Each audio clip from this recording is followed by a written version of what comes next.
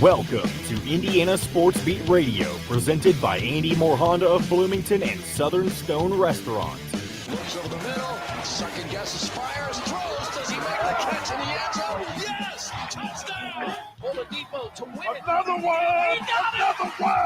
Another one! Huge hole! He's at the 30! He's gonna go! 10, 5, touchdown! Jonathan Taylor! Galloway finds Rob Finnessy, who fires the three in. He hit it! Now, from the Golf Club at Eagle Point Studios, here's your host, Jim Coyle. Hello, everybody. Happy Wednesday. Hope you're having a good start to the day. If not, hope we can get you off to it. Welcome aboard. Another big show planned. Looking forward to speaking to Bob Kravitz from The Athletic. A whole lot going on in the Colts and the Pacers, and I'm sure he'll talk about Indiana as well. Derrick Jackson will join us. And Hall of Famer Rick Bozich will be along. Looking forward to that as well. Just saw something that Bob posted about IU being caught in the bubble. I had to pull his tweet up. What was it? Oh, right there. No, I lost it again. Those things move so fast when you don't catch them. Says IU caught in bubble's gravitational pull yet again after a loss to Wisconsin. That's out at the on The Athletic right now, so I'm sure he'll be talking about that. Last night's game. A lot of back and forth between the fans. They had a good time, especially with Brad Davison, the dude that Tyra Buss is engaged to, which that became a sideshow to the whole deal. I was trying, I'm there and watching the game, so I'm not involved in that. You don't know. I saw that the comments being made, so I'm like, what? You knew something was happening, and Tyra Buss was there, but someone made a good point. That was probably the only road game she's attended this season. So if she didn't want that, I'm not sure what to expect there. And if she didn't want that kind of atmosphere, then it seemed like that was for show. I'm going to be honest with you. But I could care less. I couldn't care less. I couldn't care less, seriously. But Jay Billis was on the call. I'm sure that was enjoyable. He's become one of my least favorite to listen to. I'll be quite honest with you. I'd rather listen to Robbie Hummel 8 days out of the week. Comments hitting up on the Andy Moore Honda hotline. Jason says, can we say that X lost the game by shooting? Well, maybe. But why was he shooting? Why? I've got to be honest with you. If I'm coaching and someone is shooting that I don't want shooting, guess what? Their ass is going to be on the bench, and we're going to have a conversation. I don't know that conversation was had. I don't know that this team knows its own strengths and own weaknesses, because that game was easy as they come. You just keep feeding the ball to the post. I don't care if it's Michael Durr. You take out Race and Trace and you bring in Michael Durr. I don't care if it's Michael Jackson. Feed the post. They couldn't stop it. But for whatever reason, as soon as Race and Trace went out that first time, I remember saying, watch this. Michael Durr won't touch the ball. And I would have been feeding Michael Durr because they had guys that would have been in foul trouble. But Indiana stopped. It's like, oh, they're out now. We can do what we want to do. BS. Win the game. Have you won a game like that this year? No. This is not a shooting team. Follow the simple recipe. Couldn't do that. So I really wonder, and I want to pick my words carefully, but sometimes I wonder about the basketball IQ of this team. No, not sometimes, all the time. Because right there's a great example. I'm not the smartest guy in the world by far. I know that, but I know what was working, and I know what I would have kept on doing all night. It reminds me of that movie. Remember the Titans, when the defensive coach, and he just says, "You run that all night," and that's what they should have done. Didn't. So, no, there's not one person to blame for that loss. No. Many. So, Mike did not like ESPN was horrible last night between Bus and promos plus Billis. Yeah, I mean, I think she seemed to enjoy that. I really do. But hey, again, could care less. Goodbye to a good seed in the NCAA. Tom, I'm wondering if Indiana is going to have a seed in the NCAA. They were never looking at a good seed. They were eyeballing an 8 or 9 seed, which is a date with a number 1 team right second game in. They're holding on for dear life now, but they had the opportunity. They had the opportunity. They had the opportunity last night. They played hard. But they didn't always, and they played smart for most of the game, just not all of it. The second unit, wow, what a drop off. But again, why en masse? That has to stop. That happened before and it caused a problem. I thought they learned their lesson that you can't do that because they lost such momentum. I forget the game now, but I remember it was just almost a light switch. So that doesn't work. And I understand, well, I got to get them. You can't rest them all at the same time. Somebody's just going to have to stand up, man. So you're just going to have to, or change the lineup. One of the two. You cannot have that again. Great games last night across the OA, I saw. We'll hear from Trace Jackson Davis.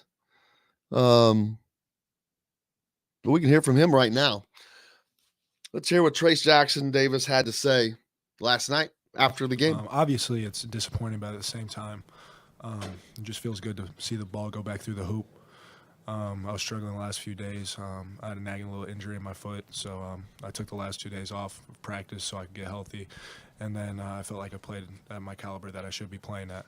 But at the same time, as for the game goes, it's rough. But at the same time, we have 5 games left with 4 teams that we beat and then Rutgers. And so we control our own destiny still. There's still a lot of basketball to be played, and we just got to take it one game at a time. The old take it one game at a time. Actually, John, you could have let that one roll through. Kevin had a good question up next. I don't know if you have it cut that way or not, but if so, you can. No, sir. All right.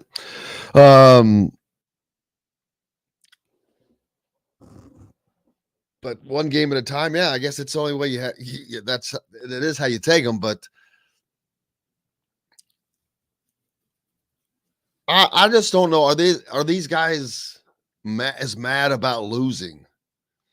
I don't know. I'm not in practice. But they fought. That was a hard fought game, and I'll be honest with you. Wisconsin, what makes them so tough. They're not that great, but they have one of the best players in the league. And then in Davison, they have another guy who's dangerous. Other than that, they've got a bunch of role players who play their roles and play them well. But they don't do anything great but let you beat yourself. And IU obliged to that last night. You pull up the stats on that game. Forgot to do that. Great night for Trace Jackson Davis. How often is it that you see 32 people score 30 points in a game at Simon Scott Assembly Hall? I don't recall that. I'm sure it's happened at some time. I asked about that and it was not readily available. I tried to look through the record book, and that would take a little more digging. But it'd be interesting to see. Let's see. I'm trying to find the stats up for this game. There it is. Trace Jackson Davis, of course, finished with 30 points last night. And a great effort. 10 of 13. He only took 13 shots is the problem. As later on, you'll hear from, we'll also hear from Charlie Miller. Forgot about that. Who joined us on the post-game show last night and basically just pointed out the glaring issues. Indiana had 3 guys in foul trouble at the end of that game. Miller Kopp was one of them. Tough defensive assignment, which no one was up to the task of guarding Johnny Davis. He was scored 30 points on 10 of 15 shooting. He only took 1 3-point shot. Can you imagine that? He only took 1 3-point shot. He didn't hit it, but he only took 1. But what he did take is 14 free throws. He's a shooter who got to the free throw line. He hit 10 field goals, and then he hit 10 more at the free throw line. But the problem is Wisconsin had 2 guys that got to the free throw line and shot 10. Davison was the other, and he was 10 of 10 at the free throw line. He was only 4 of 11 shooting the ball. Unfortunately, 3 of those were 3-pointers. But he did damage at the free throw line. Indiana could not keep up on the perimeter. That's not a good sign.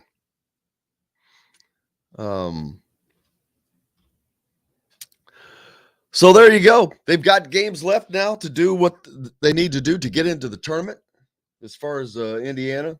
And here's a problem. Indiana ended the game. I remember, let's see, what they end the half. I think they missed their last 4 shots, didn't score for the last 3 minutes or something. That was the first half. The second half, they finish. So they basically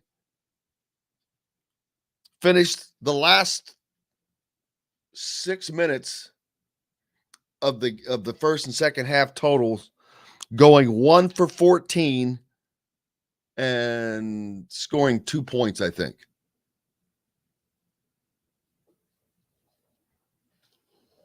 Once again, both halves, the last 3 minutes of each half, 1 for 14, 2 points. On the other side of that coin, Wisconsin was getting busy. Wisconsin finished the game on an 8-0 run, and they did the same thing at the end of the first half. So there you go. Tale of 2 halves.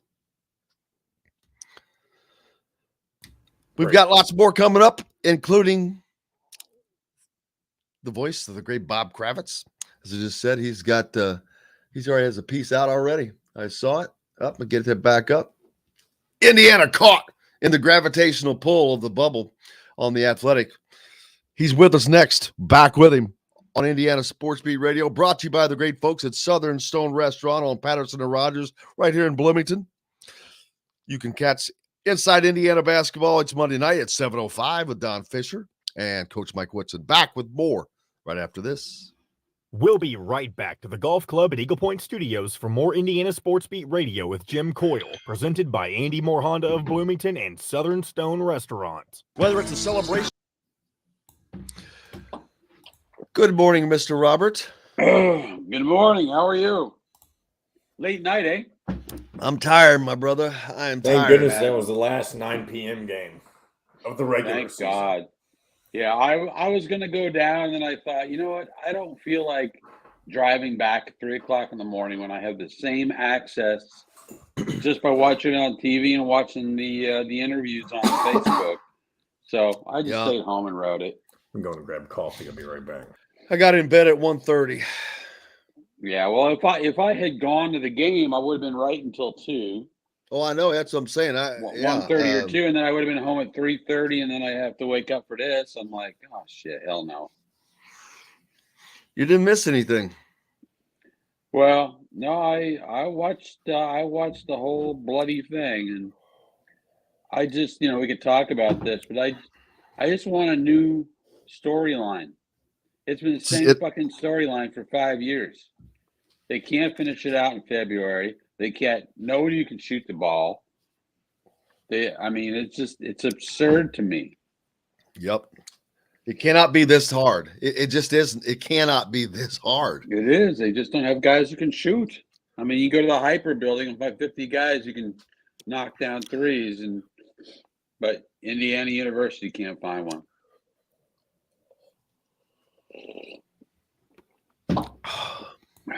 My coffee. How have you been otherwise? Good, man. Good. Going, just so you know, we're going on vacation again. March 28th through February 5th. No, wait. February 28th through March 5th. Yeah, I need my coffee. Yeah. That'd be a hell of a long vacation. Plus, it'd be going backwards. Yeah. Hope you're going south. No, we're going to Seattle, see my daughter and her. Well, that's cool, though. That's cool. Yeah, that'd be fun, and get to I haven't been there for a long time. Yeah. Oh. Hey, don't bring this up, but my Mariotti story that I've been talking about forever, they eventually decided that it had too many. They couldn't run it. It was too sensitive. Man. Looking forward to that. I think it's a terrible decision. I don't like it. I'm fucking unhappy about it, but you got to be a grown up about it. Wow. That's a little surprising. It's the first time I've had a story spiked in 40 years. Wow. Here we go. 15 seconds. Especially from the Athletic. Or on the station every week, Monday through Friday. If we're not on a station where you live, we should be. Ask for Indiana Sports Beat Radio. This segment is brought to you by Andy Moore Honda of Bloomington. Now back to the Golf Club at Eagle Point Studios for more Indiana Sports Beat Radio with Jim Coyle, presented by Andy Moore Honda of Bloomington at Southern Stone Restaurant.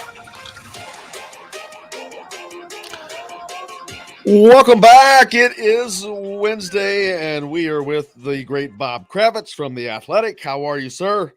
I'm tremendous. Late night, but tremendous nonetheless. Yes, it certainly was. As Indiana hosted Wisconsin last night in one of those fabulous 9 o'clock tips. To make it even better for those watching at home, it was not. Was there a game before that ran over or something? I'm assuming. There was I think it was an SEC game that ran over. So I was hustling, looking for channels. I finally found it on the ESPN app. Yeah, I saw where people were not happy about that. Indiana losing at home last night to number 15 Wisconsin, 74-69, and a game that for 30 minutes it looked like it belonged to the Hoosiers, but unfortunately, no shooters, guard problems, no second units, which again I'm not understanding. I thought that they had gotten past that substitution in waves, especially when you know that wave doesn't is more like a trickle. So but they didn't, and they didn't lose anything when that second unit came in, but they gained nothing. They lost the opportunity to put a little cushion because they had Wisconsin on the ropes. They were like a fighter who was just trying to get to the bell, and man, they just let them get their legs back, and you saw Mike had to bring the guys right back in. Right. I mean, what happened to Anthony Leal? I mean, he had a moment there where I thought he was going to be a player. Christian Lander, look, I totally understand last year. I mean, I think some people did him dirty, including Archie Miller, by having him come in when he was basically a senior in high school and he was overmatched. But he's not ready yet, and who knows if he ever will. There's no depth. Every time Xavier Johnson lifts for that push jump shot, I die a little. I die a little. I mean, it's just hard to watch. What was he, 3 of 16, about 5 turnovers, 2 assists, something like that. Don't have the box score in front of me, but when you get in that kind of guard play, I mean, look, Trace played great. Race was really good, especially early. I thought Galloway gave him some good minutes. That's it. And this is who they are. This is who they've been for the last 5-6 years. You can change coaches all you want, but these are the players that they've thrown in with, and they're not good enough. And I think IU is right back on the bubble now, and they got 5 to go, and they better get it right coming down the stretch. Yeah, they played a great first half, except for, and I mentioned this before you came on, at the end of both halves, they gave it back. I was trying to remember the exact numbers for the first half, but I remember that Wisconsin went on a little mini run and chipped into it, and then at the end of the game, I know Wisconsin finished an 8-0 run, hitting their last 3, while Indiana was one of their last 10. So I think Indiana scored 0-5. So Indiana finished both halves total, so 1 of 14 and for 2 points. Yeah, and the crazy thing is, I thought they were getting some decent looks. I mean, Xavier Johnson's 3-ball late in the game from straight away, I thought was a good look. Unfortunately, for Xavier Johnson, there's really no such thing as a good look unless it's a layup. I mean, he's just, he's had a pretty decent season. I think you probably agree he's been all right.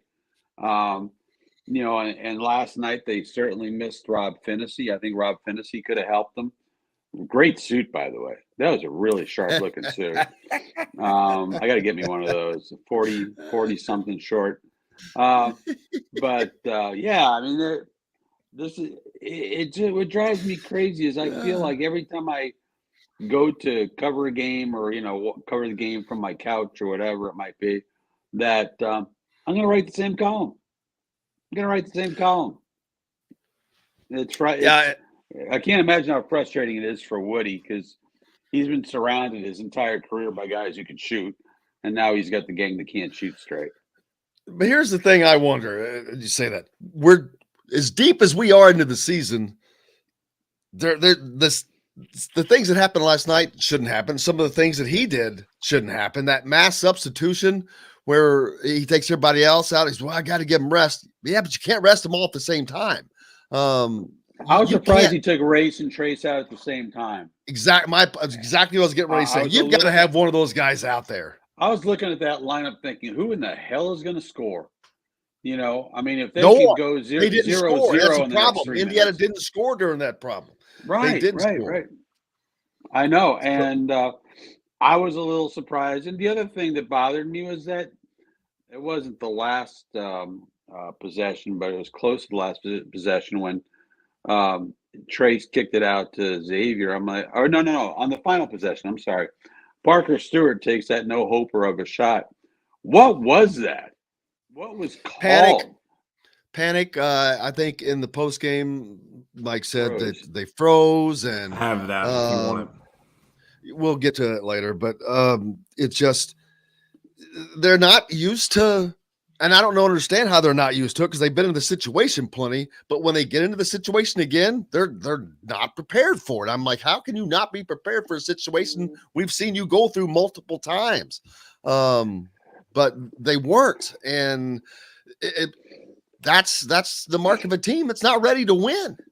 No, and look, I think winning in February is muscle memory. You learn how to win in February, and that's something this team hasn't done. God, I can't even remember. We got to go back to some of Tom Crean's better teams to remember a team that knew what to do in February. And look, I don't blame Woody. There are small things that I wonder about, but look, he's turned them into the best defensive team in the Big Ten. But IU has cast its lot with this group of players, and until he's able to recruit out of this cycle, this is going to be a problem. And boy, this is not why those private donors put their money got their checkbooks out and bought out Archie Miller, because they could be doing exactly the same thing with Archie right now. I'm not saying I disagree with the decision. I'm just saying it's got to be very frustrating for them that the same thing is happening yet again. But look, it's a player's game. And if they don't have the skills and the ability, then this is what's going to happen day after day after day. Well, they didn't have the complete talent that they needed. And I think that Indiana just missed on, I hate to say you missed on their guard with Xavier, because he does a lot of good things. But he also, they just don't have a shooter. Now, maybe it's not his fault, and that's the case, that I don't know why the one thing I'd say, why does he felt the need to put up 16 shots last night when you go 1 of 8 in the first half, and in the second half you're 2 of 8, so you're 3 of 16 on the night, when we know what's working. Feed the post. I mean, right off the bat, we're 3 minutes in, and I'm like, well, this is easy strategy. Gee whiz. I'm like, just feed the post. And then we took, I don't care if it was Michael Durr coming in or Michael Jackson, I said earlier, feed the post. They couldn't stop it. And then if they can, they were going to get into foul trouble. But they would get away from that and start doing their own thing if Race and Trace weren't in there. And that was just baffling to me. Well, look, I mean, Wisconsin, Greg Gard's not a stupid coach. And nope. I think he recognized very early on that the only way IU is going to be effective offensively was by feeding Trace and letting him go to work. I thought he was marvelous yesterday. He was aggressive. He was persistent. He was as good as you ever wanted to be. But Wisconsin did some things defensively. And look, the kick out to Xavier Johnson, while Woody probably would have liked to have seen Trace push the envelope a little bit and try to create, and everyone else would have probably seen that and too. Get a call. You know what? In a lot of ways, it was the right basketball play, because he had guys draped all over him. And at some point, you've got to expect that your teammates are going to make basic shots.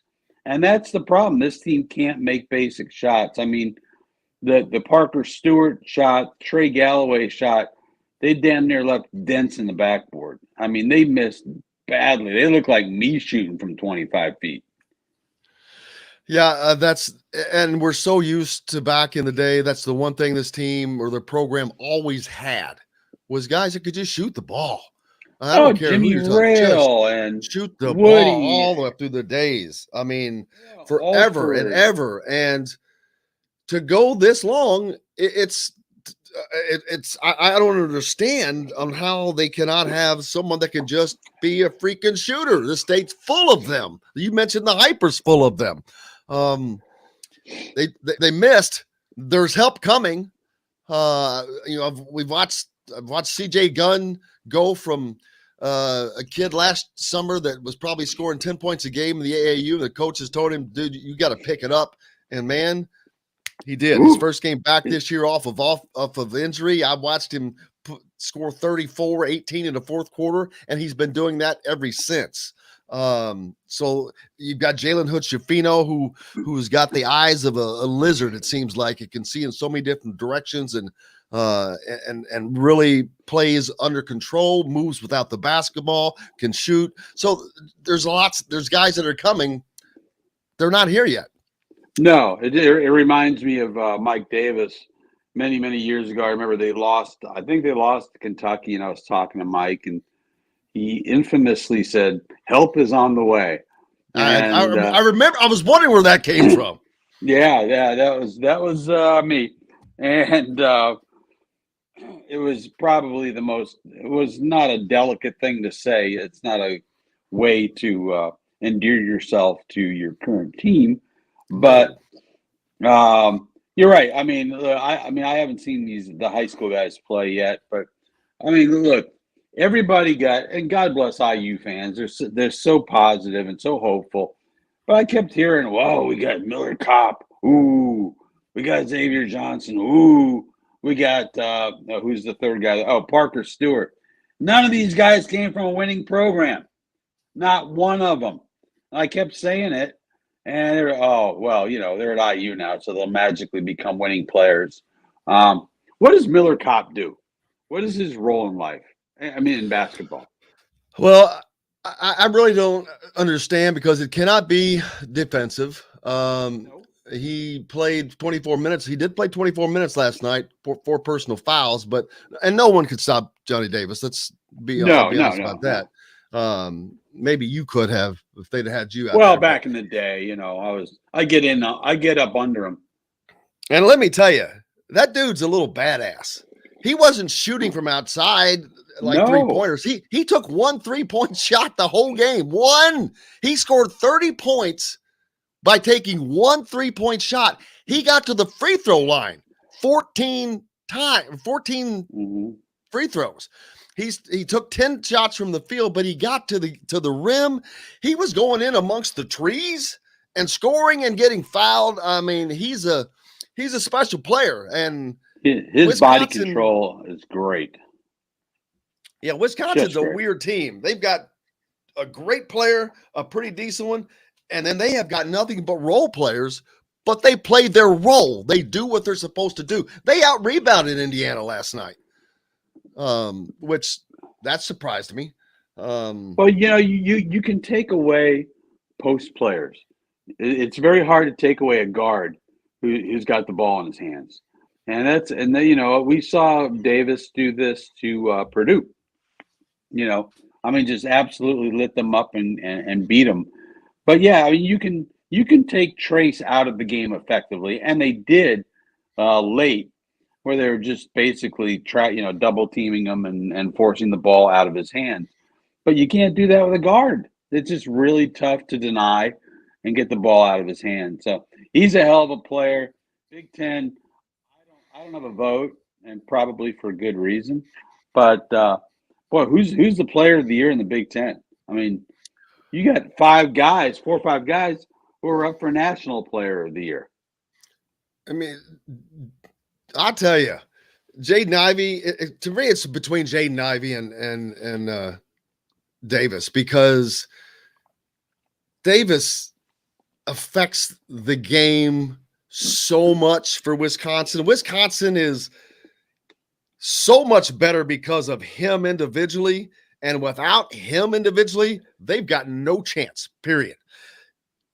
You take Jaden Ivey off of Purdue, they probably are not going to win either, because they've got a lot more talent around them. Yeah. Kofi Coburn affects the game, but it's one-dimensional.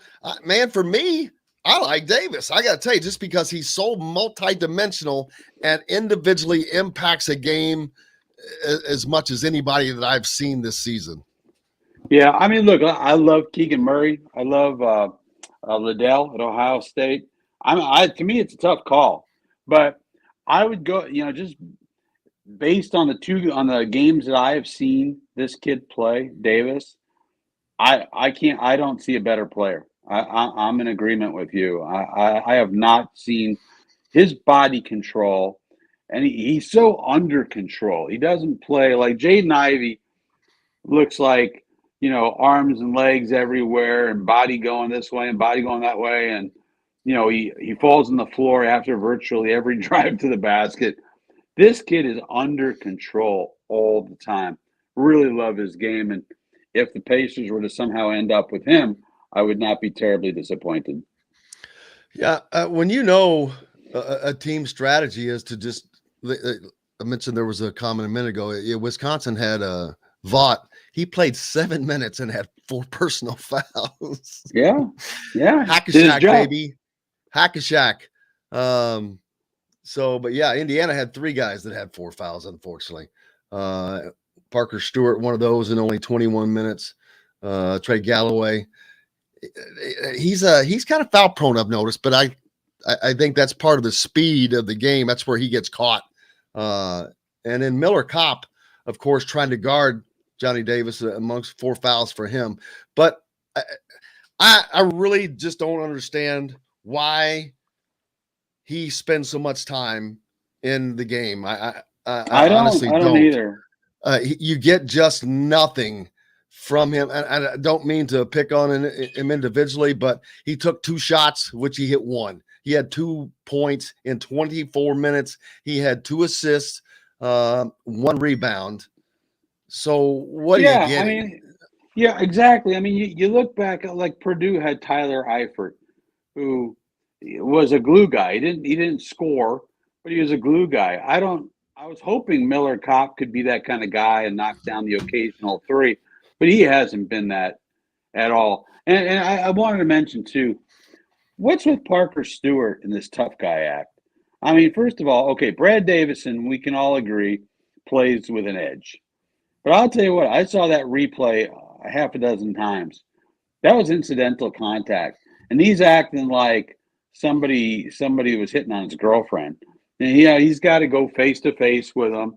And then he turns it into a personal mano-a-mano type of deal, gets over aggressive with Davison. Yeah, and that's when Davison has you, man. I mean, Davison wants to get into your head. And that apparently is not a very difficult thing with Parker Stewart. I'm going to normally I am not, but I'm going to go out on a limb, and I think Parker Stewart is in his own head right now. I think dealing with his own personal issues still, and that I think that spills over to his play. And I'm not saying that wouldn't happen to me, but he does not keep control of his emotions. He doesn't. And look, the poor guy's gone through stuff you especially never wish on a young person.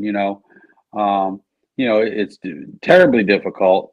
But you get on the floor, you gotta maintain. You gotta maintain your composure. And this Indiana team too often has been guilty of not maintaining its composure. Yeah, it's not just him, and that's the key point. I mean, that right there. As a matter of fact, Mike was asked about that a couple games back, and it kind of got to him a little bit. But it's the truth. They don't have composure. They don't have that winning DNA right now, and until that changes completely to where they're like tigers going after raw meat until the clock sees 0. That's not going to change. And this game's a perfect example, looking at both ends of it, unfortunately. But I know we got to let you run. But before I forget, make sure you reach out. If you're not a subscriber to The Athletic, you need to. I am. Tons of great information there that crosses Indiana, the Pacers, the Colts, the Pacers, man. They've got it. They're heading towards a good draft. They are. They're going to have 3 picks and probably the top 33. Of course, the only one that really matters is the one that's top 10. Although maybe they get lucky in the 20s, like they did with Isaiah Jackson 1 year earlier. There's big pressure on their scouting department to get this one right, because this could be a franchise-altering draft for them. I love Tyrese Halliburton. Buddy Hield is going to have his moments like he did last night. I think he had 34 or something like that. So Yeah, I like the direction that Kevin Pritchard and Chad Buchanan and Rick Carlisle have them moving. So there was a very active trade deadline. If you read The Athletic, you would have known this was coming back in December when Shams Charania and I wrote that the rebuild was coming. And no, I think that they did really well. And I think Tyrese Halliburton is going to end up being the best point guard the Pacers have ever had, even better than Mark Jackson. Yeah, I think they're going to come out of this better yet. Make sure you go to The Athletic, like I said, and follow Bob Kravitz, as I do, and give him a follow on Twitter, as I do. Bless your soul. Bless your soul. Buddy, we can't thank you enough. What's up next for you?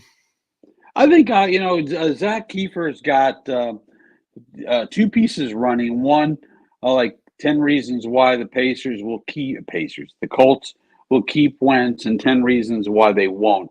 And I'm going to chime in later this week and tell you what I think they ought to do. So everybody can't wait to see what happens there, man. But I don't know how long their options will hold out. Bob Kravitz from The Athletic. Thank you, brother. You're welcome, buddy. Appreciate it. Thank you very much. Bob Kravitz joining us here from The Athletic, brought to you by Andy Moore Honda of Bloomington. Bloomington's #1 Honda dealer, #1 for a reason. You get more to your door with Andy Moore Honda. Go to andymoorehonda.com. We're back with more Indiana Sports Beat Radio. You'll hear from Charlie Miller when we come back right after this. We'll be right back to the Golf Club at Eagle Point Studios for more Indiana Sports Beat Radio with Jim Coyle, presented by Andy Moore Honda of Bloomington and Southern Stone Restaurants. An Evansville tradition for more. Hey, Jim, make sure you come back to set up the clip. You don't have to explain what he's talking about, but just introduce that we're going to Charlie Miller from last night, and then I'll roll it from there. That's the only way that it'll kind of seamlessly work. Okay. How long is it? We have about 10 minutes. I'm just going to stop it whenever Derrick Jackson shows up in the green room. Not immediately. I'll let whatever comment is going finish up, and then I'll stop it, and then you could toss us back to break. And you can always, if he's there, you can always bring him in for us to kick the break with him. That always makes it hard to get into break, though. I don't like that. I mean, I know you like that sometimes, but I feel like it's harder for us to get into break when you bring somebody in, because then you got somebody else talking. They don't know that we're trying to go to break, and it's just a big fiasco.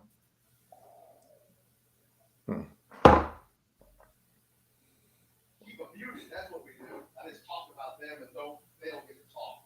That's the thing. Excuse me.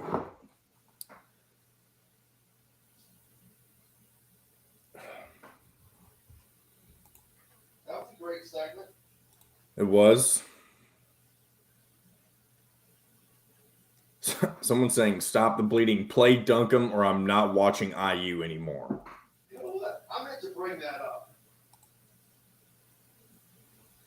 Ryan, no disrespect, but I don't know why you're worried about Logan Duncan just playing time right now.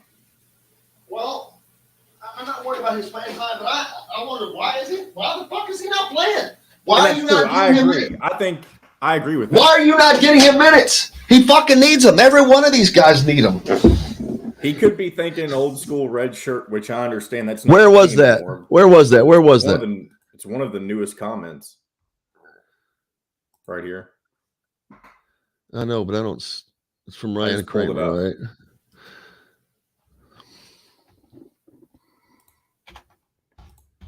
Oh, I need to share my screen. I need to get this stuff ready here in a second. Hold on.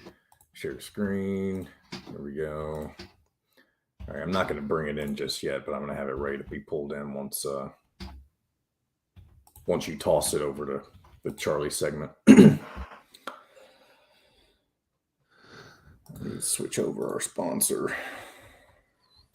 Yeah, I got to get better on my reads again. I used to be so I think good. you still do pretty good at it for the most part, like remembering. Well, as long as, see, that's like when we had Will, he didn't change it once. I was trying to, I'm like, God dang it. I didn't tell him. I need to let him know that. All right, here we go. Always get more to your door with AndyMooreHonda.com. Andy Moore Honda of Bloomington. Bloomington's #1 Honda dealer. Come see us at the all-new Andy Moore Honda, now in Bloomington. This segment is brought to you by Aurora Specialty Sleep Clinic. Now back to the Golf Club at Eagle Point Studios for more Indiana Sports Beat Radio with Jim Coyle, presented by Andy Moore Honda of Bloomington and Southern Stone Restaurant.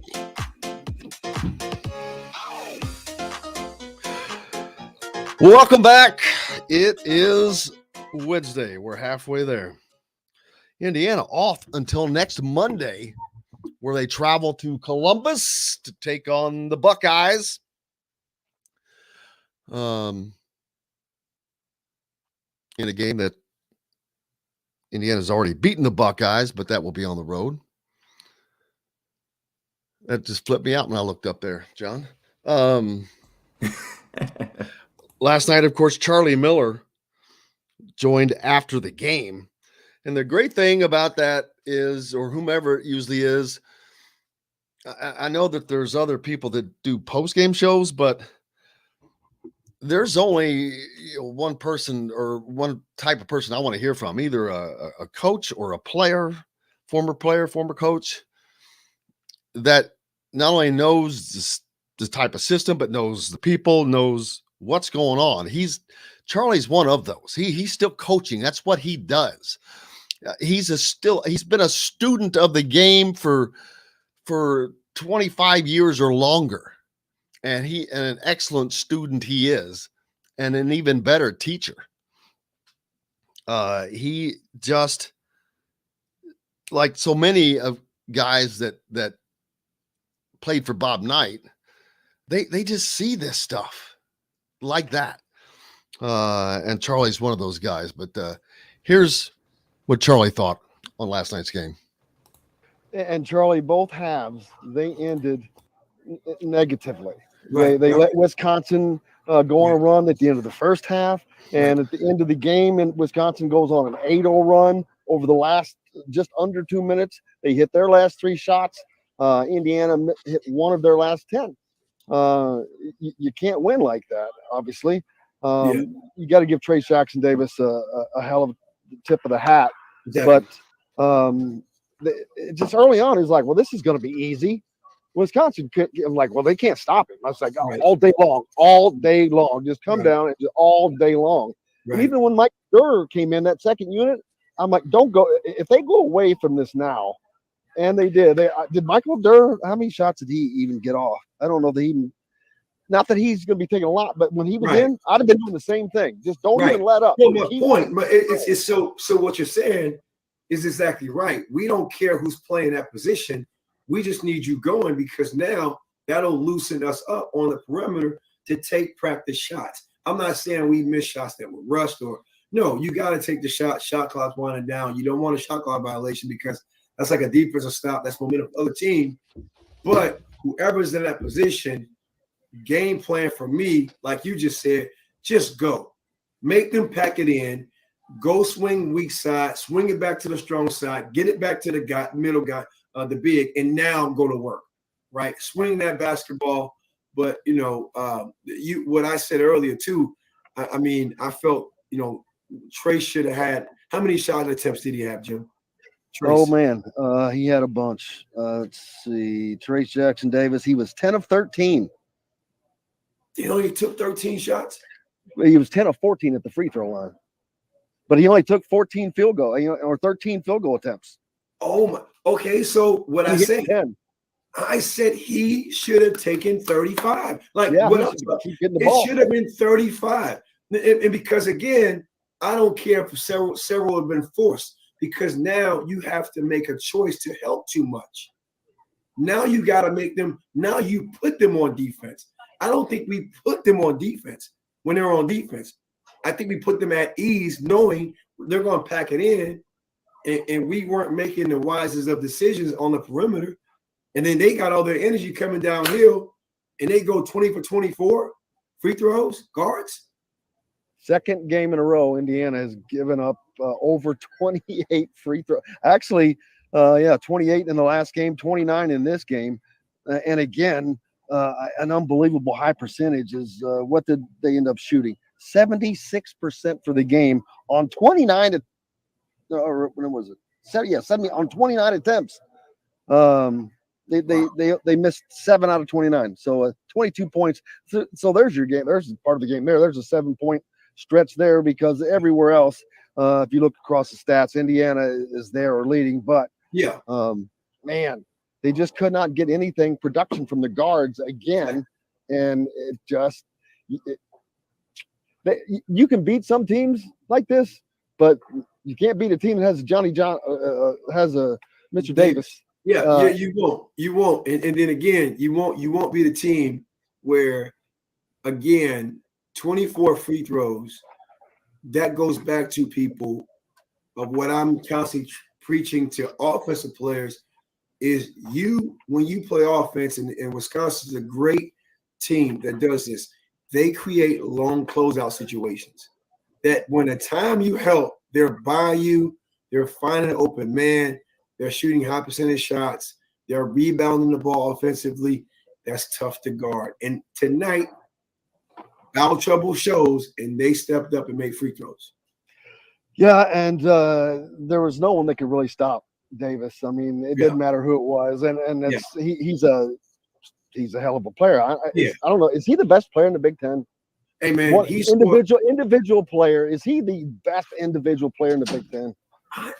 Ivy is pretty. Jim, Ivy is pretty special. He is. It just. But hey, he scored the ball tonight. Because here's what I said to John prior to the show. Johnny Davis played the same way the first game. He missed a lot of shots, and he was missing. He didn't take a lot in the beginning. Indiana did a good job keeping him in check, keeping him out.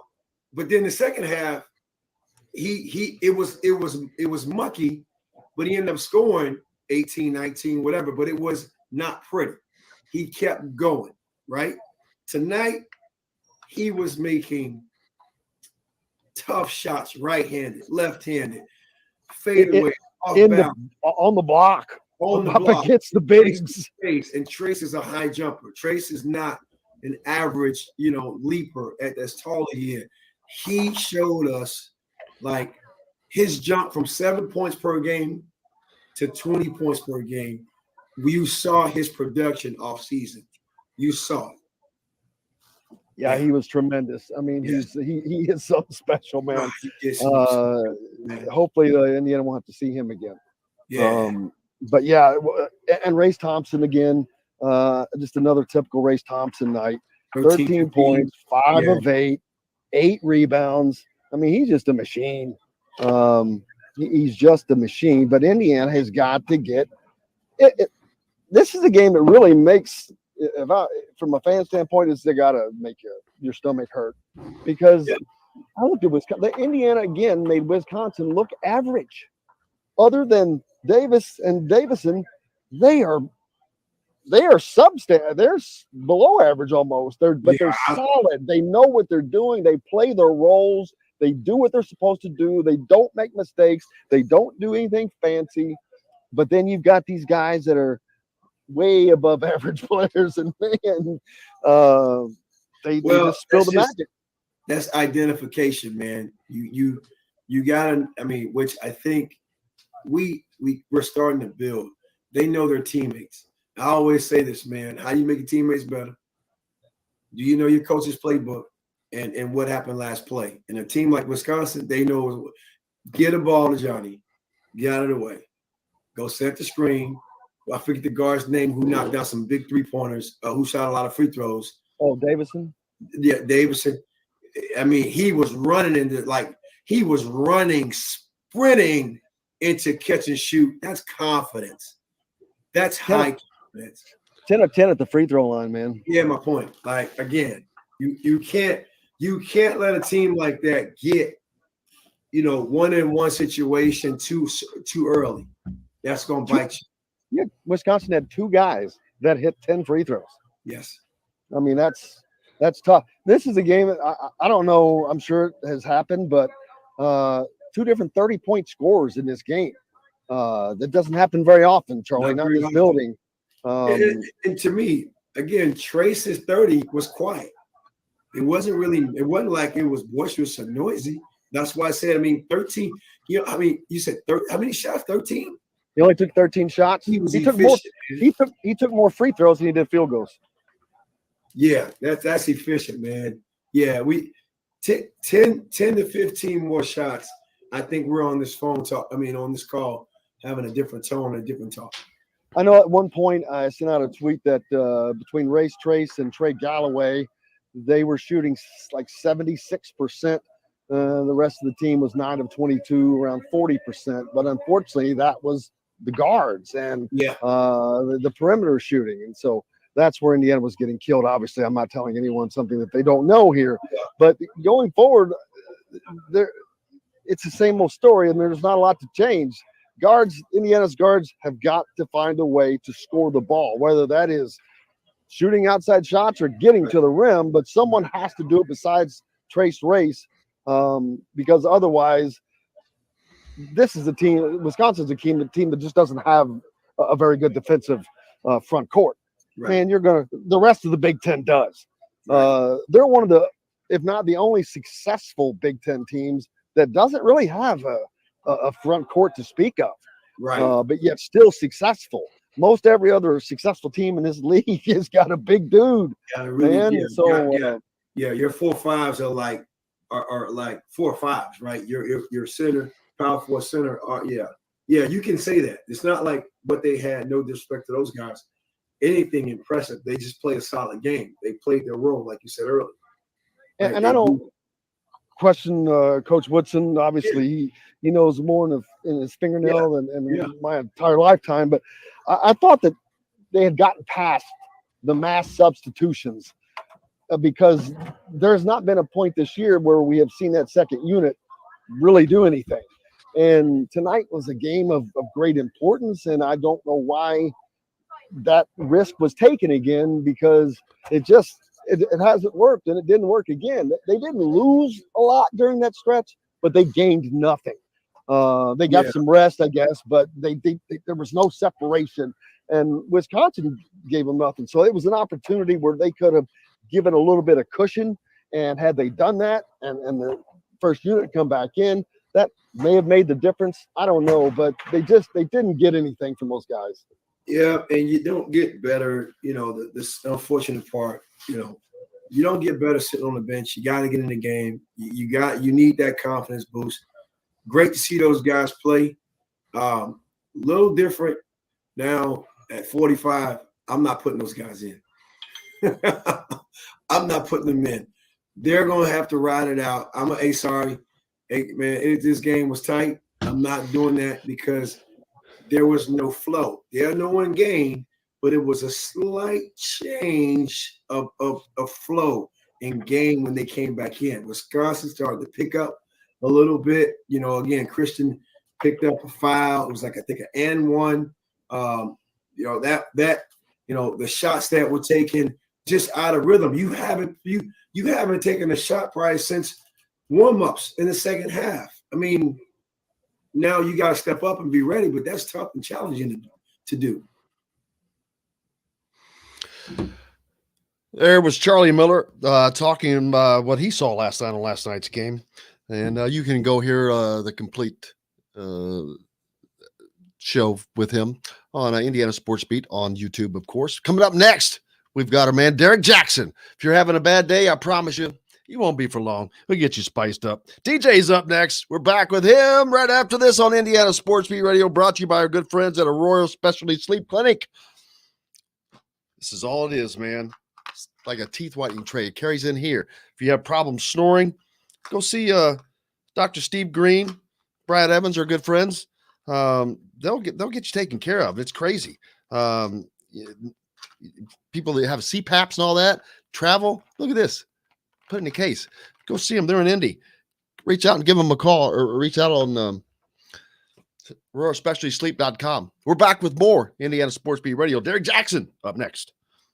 We'll be right back to the Golf Club at Eagle Point Studios for more Indiana Sports Beat Radio with Jim Coyle, presented by Andy Moore Honda of Bloomington and Southern Stone Restaurant. Start the new year out. DJ! What's up, brother? How are you, man? Man, hey, listen, man.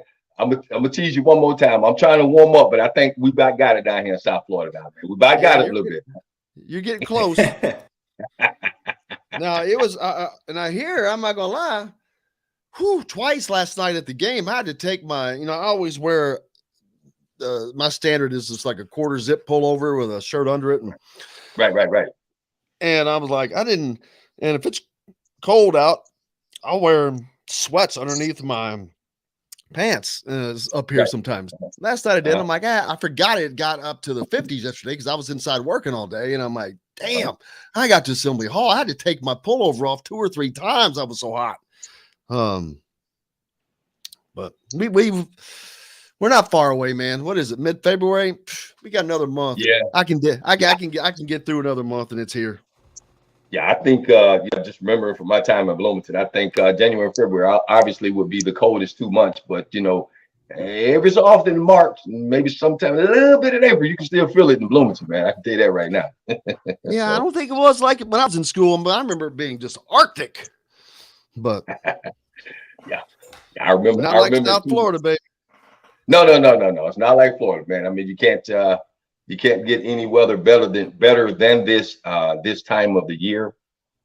Anywhere, I think not in the country you can't. Where other are parts you? of the I world. always forget. Are you Fort Myers? Fort Myers, man. Down here in Fort Myers, Florida, man. Beautiful day out, light breeze. I have a friend that lives down there at Coral something. Coral Springs. Cape Coral Gables. You got Coral Springs. You got Cape Coral. You got Coral Gables. It's not Coral Gables. Okay, is it Cape Coral? I think it's Cape Coral. Yeah, it's down there. It's down on like Fort Myers is inland, and it's just out there, just west southwest of Fort Myers or whatever it is. If you take your thumb, your right thumb, the left side of it would be the West Coast, and the right side of your thumb would be the East Coast. So I'm over here on the West Coast, and Cape Coral would be would be still part of Lee County, but Cape Coral is nice too, man. Really nice. I may have to come down and visit him. Man, you need to come on down here, man, anytime, brother. Especially around, I got to get up there for a basketball game. I caught the tail end of what you and Charlie Miller were talking about. So we just got to see. I've been looking at, the seeds that they have Indiana bracketed in. I mean, one had a 7 seed, one had a 10 seed. So I don't know. 7 seed. That 7 seed is gone. I guarantee you that was before last. Yeah, that's gone. That's gone. Yeah, right, here we go. Gone. More from Remax Advanced Realty. Let Cheryl Sizemore get you in the home you want today. Cheryl at IndyHomePros.com. Today's guest is brought to you by Reynolds Family Dentistry of Sellersburg. You need $1 million smile for those championship photos, and that's exactly what you'll get with Reynolds Family Dentistry. Now back to the Golf Club at Eagle Point Studios for more Indiana Sports Beat Radio with Jim Coyle, presented by Andy Moore Honda of Bloomington and Southern Stone Restaurant. I thought we were going to play a little smooth jazz for DJ coming today. Well, I thought about it, man. I thought they had some Boney James coming on, man. I'm sitting back here playing the bass already. I was like, kick it in, man. Somebody kick that bass in. How's you doing, man? What's up? Man, I'm doing great, man. I'm following this basketball season. I'm getting overly excited about football season, all these new hires and transitions we got going on. I'm just wondering where Indiana basketball in particular is going to fall in the seeds. And, we talked about it offline a little bit. 7 seed is most likely gone. So is there still a realistic chance of possibility for us to get in the tournament? Absolutely, but it's up to them. Their destiny is in their hands. They've got I've got the schedule pulled up and moved away from it. 1, 2, 3, 4 games remaining. Wisconsin was a game that I'm going to put this one up, that should have won. Wisconsin's a top 15 ranked team and probably a top 3 seed. But they should have they should have swept Wisconsin this year. Right. Mm-hmm. Wisconsin is built for Indiana to beat, even with their flaws, which their flaw is at the guard on the perimeter. But they didn't get the job done. They just did not get the job done. They did. But Wisconsin is also probably one of the smartest teams that are going to play for a couple of reasons. A, they're probably the oldest oldest team that they will play. Was it 2 years ago or last year that their average age was older than the Chicago Bulls? But that's no joke. That I promise you, if you got a bunch of guys like that, they're listening to what you're saying. They're out there because they're doing what Greg Gard wants them to do and nothing else. But Indiana now, you've got a trip to Ohio State, a team that you've beaten. That's next Monday at 7:00. Then Thursday, you come back home to host a Maryland team that you beat on the road. So you win one out of those two. Then you got to travel to Minnesota. It's not as easy as it sounds. Barnes a tough place to play in, but it's just one of those games that Indiana, they have to win that game. Minnesota is down to the bottom of the conference. And then you've got a Rutgers team coming in that just beat, was it Michigan State? Or they just beat someone the other night. And then they beat Wisconsin, the team Indiana just lost to. They beat Wisconsin. There you go. And then you got to travel to Purdue, which, let's be honest here, Purdue is going to be the students, they're going to be salivating to get Indiana in there. Indiana, it will be on the bubble either way. They'll probably be on the right side of the bubble as long as they beat Minnesota, Maryland. You can't lose at home to Rutgers. I mean, really, you've got to beat Maryland and Rutgers. Both of those games are at home, and I think you beat Minnesota, you'd be okay. That'll put them at 19 wins. They need to win a game in the Big Ten tournament.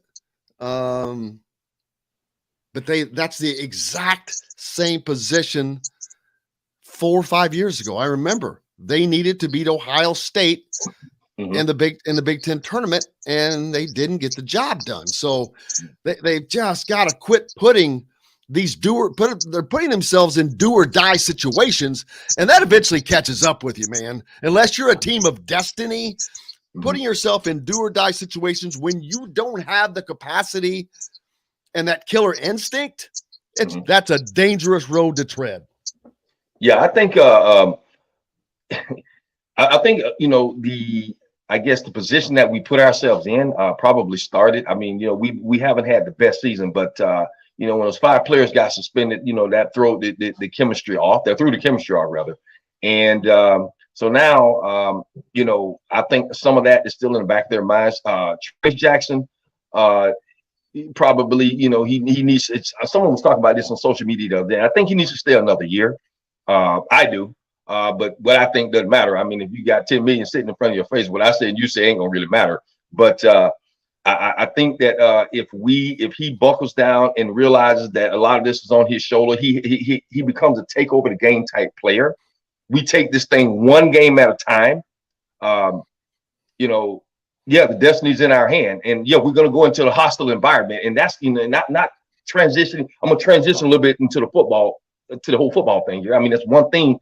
As a Mallory man player, we went into hostile environments and we won games.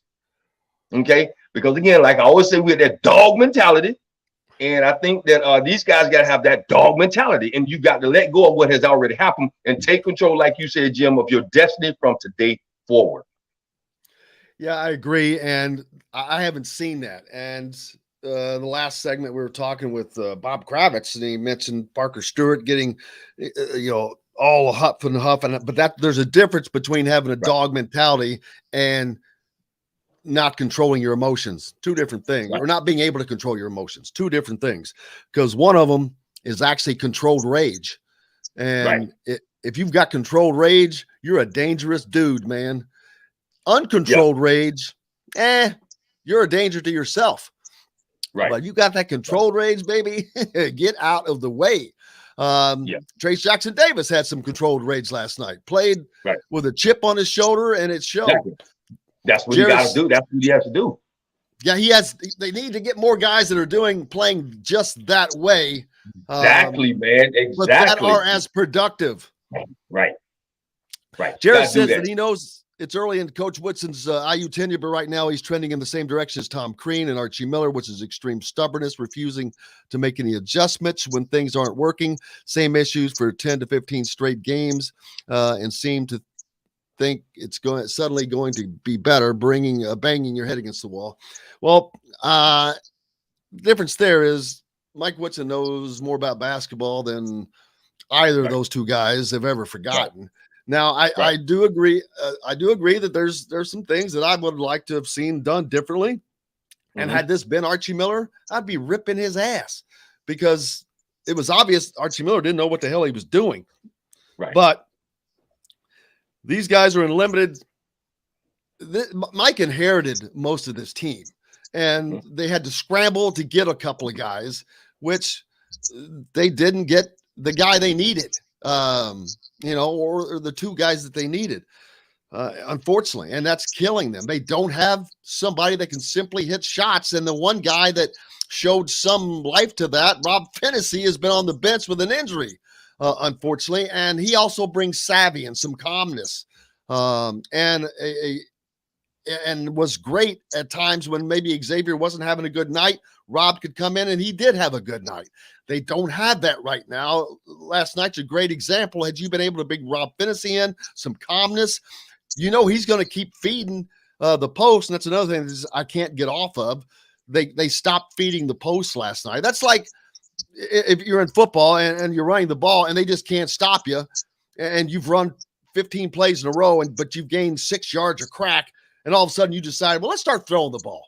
Why? You're getting 6 yards a damn play. They can't stop you. Run the ball. I remember in high school, Bloomington North was in our conference. We ran the same play once 13 straight times. Why?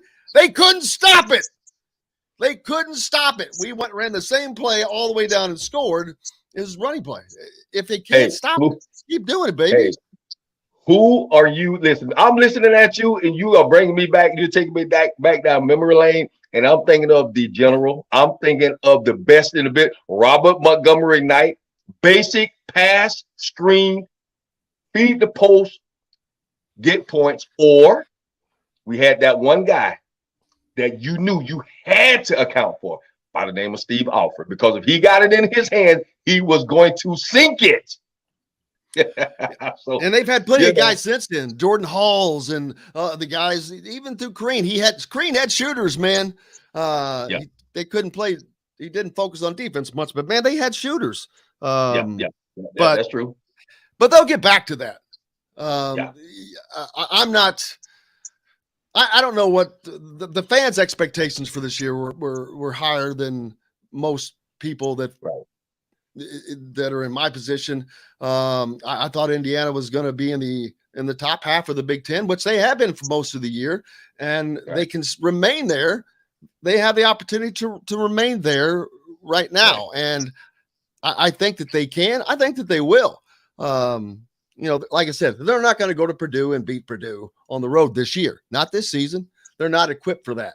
But you know what? They can damn sure beat Maryland at home, and they should, because they've already beaten them once. They should beat Rutgers at home, although Rutgers is a good team. Rutgers is coming off of a nice win themselves. And we got to control the controllables. Minnesota. Yep. We've got to control the controllables, man. And like you said, those games that we should, we've got to win. Absolutely. What have you been up to? What's coming up next for you? Hey, nothing, man. I'm starting to get into a fishing venture. I'm starting to get into a little bit of marksmanship stuff going on down here. So, I'm just excited about this, the break in the weather, especially all around the country coming up soon, and see what my marksmanship skills are like. But I'm going to get on back up to Indiana real soon to a basketball game. I promise you, as quickly as I can. Fishing venture? Fishing venture, man. I am going to start getting into being a bass pro. I love bass fishing. Well, I was wondering if it was going to be deep sea or not. Jared Jeffries had a show on the Outdoor Life Network about deep sea fishing. The former IU basketball player. Okay, I remember Jared played IU basketball. Okay. All right, well, man, we're going to talk about bass fishing next week. We can do that. We can do that, man. Because Lake Okeechobee, I flew over that thing not too long ago. Oh boy, gee whiz! Well, yeah, baby. The crappie, the bass. Oh man, It's like an ocean, man, flying over that. Derrick, hope you have a great rest of the week, brother. Appreciate you as always. Thank you, man. I will see you guys next week, and we will talk some bass fishing, brother. Derrick Jackson joining us here on Indiana Sports Beat Radio, brought to you by our good friends from Reynolds Family Dentistry down in Sellersburg. If you are in the need for that championship smile, go see Dr. J. We're back with more on Indiana Sports Beat Radio. Hall of Famer Rick Bozich joins us next, right after this. We'll be right back to the Golf Club at Eagle Point Studios for more Indiana Sports Beat Radio with Jim Coyle, presented by Andy Moore Honda of Bloomington and Southern Stone Restaurant. Whether it's a celebration. Good morning, Mr. White Sox. You might want to wipe off your camera. No, he looks all right. You need to wipe it off. You got a little bit of a glare. If you got a towel next to you, it's probably it's either that or the light behind you, one or two. Probably the light. Well, how are you doing, sir? I'm doing okay. Doing okay. Well, at least you'll have one team to cover in the tournament for sure. Yeah, that's it. Hey, Rick, did Jerry really not know you were in the Writers Hall of Fame the other day whenever he had you on? I don't think he did, yeah. That doesn't surprise me. He doesn't seem like someone who keeps up on that kind of stuff. He's more just straight up sports. Right. He doesn't know the greatness that was around him. Well, he had his co-host pretty much called out for him. And he's like, well, he should have. George, if you don't know that, you should. Especially Derrick if you do Anderson's something like this. George is an interesting dude, man. Yes, he is. He's a good photographer. Oh, really? Derrick Anderson's uncle is a photographer? Yeah. That's cool. Yep. Where have you been lately? I haven't been to a game since I don't even know when. I'm going to Kentucky Saturday. Who are they playing? I'm going to Louisville tonight. Louisville plays Miami tonight, and Kentucky plays Alabama Saturday. And they just lost to Rocky Top last night, didn't they? Yeah, and they got to worry about Ty Washington, who's got a leg injury. Sat out. Man, there was just some great games last night. Yep. Where am I? Who spoke after the game? Who spoke after the game at IU? Trace Jackson Davis.